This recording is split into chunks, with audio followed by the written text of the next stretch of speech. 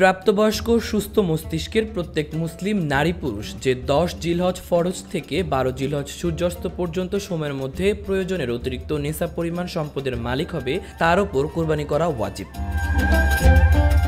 টাকা পয়সা সোনা রূপা অলংকার বসবাস ও খোরাকির প্রয়োজনে আসে না এমন জমি, প্রয়োজনের অতিরিক্ত বাড়ি, ব্যবসায়িক পণ্য ও অপ্রয়োজনীয় সকল আসবাবপত্র কোরবানির নিসাবের ক্ষেত্রে হিসাবযোগ্য। আর নিসাব হলো স্বর্ণের ক্ষেত্রে 7.5 ভরি, রূপার ক্ষেত্রে 52.5 ভরি। টাকা পয়সা ও অন্যান্য বস্তুর ক্ষেত্রে নিসাব হলো এর মূল্য 52.5 তোলা রূপার মূল্যের সমপরিমাণ হওয়া। আর সোনা বা রূপা কিংবা টাকা পয়সা এগুলোর কোনো একটি যদি পৃথকভাবে নিসাব পরিমাণ না থাকে কিন্তু প্রয়োজনের অতিরিক্ত একাধিক বস্তু মিলে 52.5 তোলা রূপার মূল্যের সমপরিমাণ হয়ে যায় তাহলে তার উপর কোরবানি করা ওয়াজিব।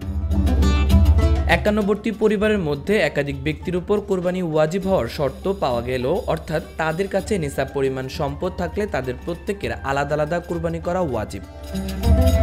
পরিবারের যত সদস্যের উপর কোরবানি ওয়াজিব তাদের প্রত্যেকেরই একটি করে পশু কোরবানি করতে হবে কিংবা বড় পশুকে পৃথক পৃথক অংশ দিতে হবে। একটি মাত্র কোরবানি সকলের জন্য যথেষ্ট হবে না। মাহবুবুর রহমান ইমন, খবর সংযোগ।